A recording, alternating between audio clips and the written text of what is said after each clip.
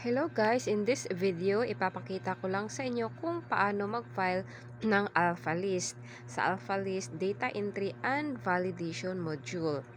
The Alpha List of Employees is the detailed report behind the BIR Form 16 Offer C. It lists every employee, their total compensation, non-taxable benefits, and exact tax withheld. So, to start, punta na tayo sa ating Alpha List Data Entry. So, enter lang natin yung ating username and password. So, from here, piliin natin yung 16 Offer C, annual. So, change lang natin yung year since ang payan natin is 2025. So, change natin yung year 2025 and then click natin yung Schedule 1 for the non-minimum wage earners employee. So, click muna natin yung add para maka-edit tayo dyan sa form na yan. So, enter lang natin yung employee's TIN number. So, fill up lang natin yung kanyang details.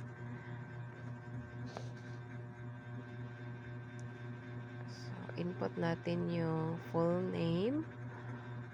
Una yung last name, first name, and the middle name. Yung region, kung taga saan kayo, since sa amin is taga Davao. Davao belongs to region 11.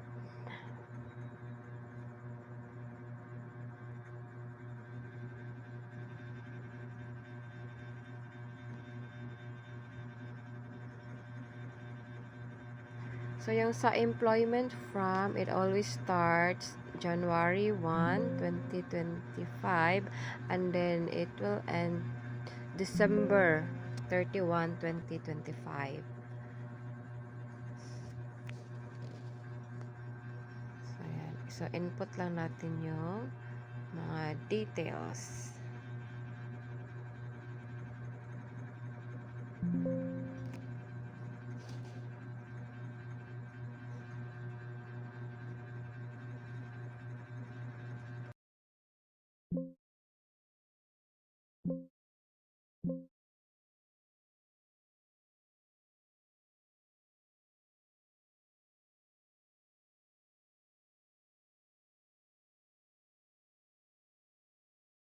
So, after fill up, i-click lang natin yung save.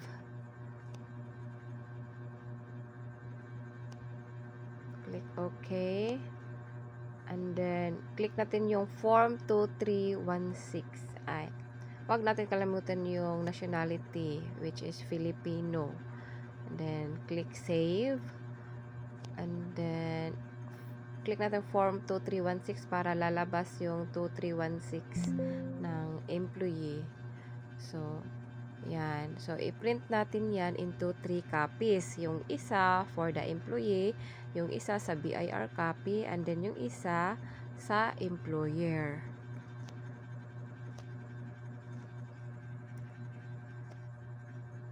So, yan. Print na natin into 3 copies. Make sure na mabigay na yung copy ng employee before January 31.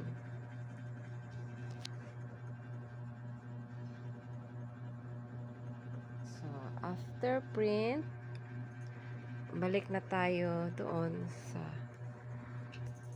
Alpha List para magpatuloy. So, save natin. Save lang natin siya.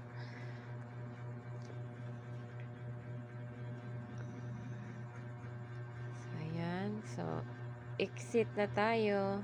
So, isa lang yung non-minimum wage earners natin.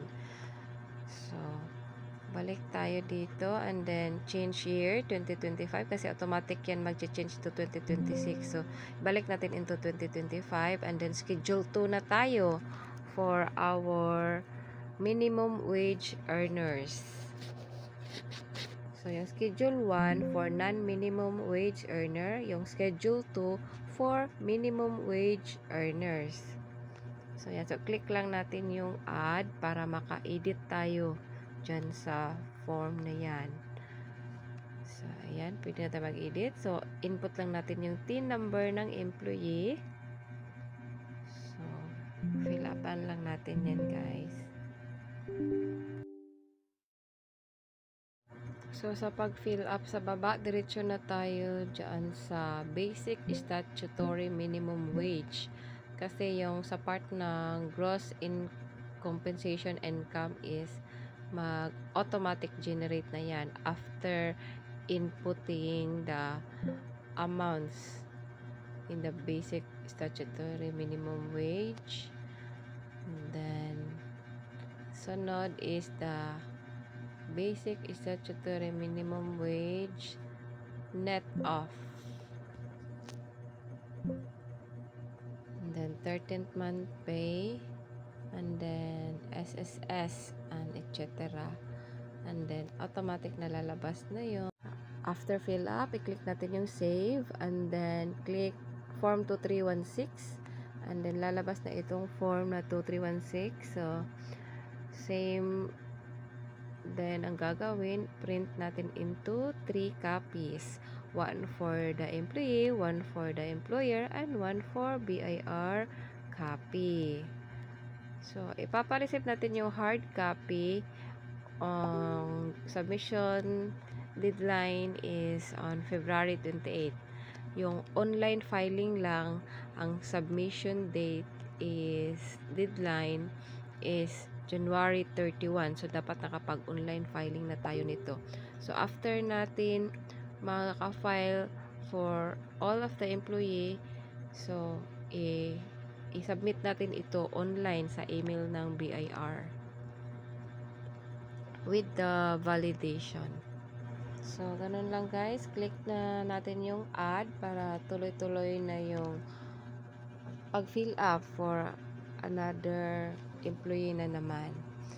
And then after ma-file na lahat, so mag-exit na tayo. Exit.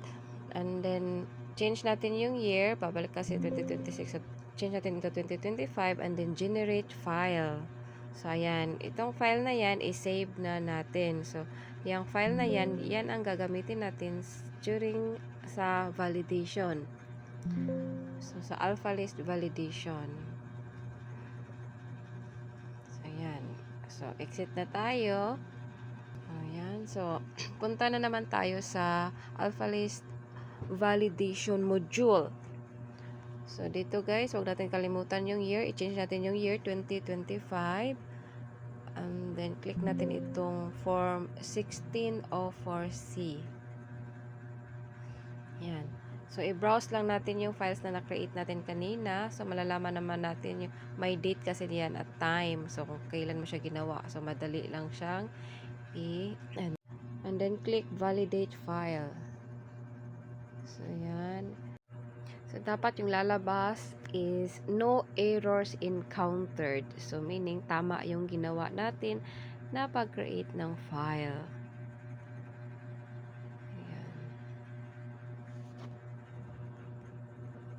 So, yan, successful na yung validation natin. So, click natin okay. And then, exit na tayo, guys.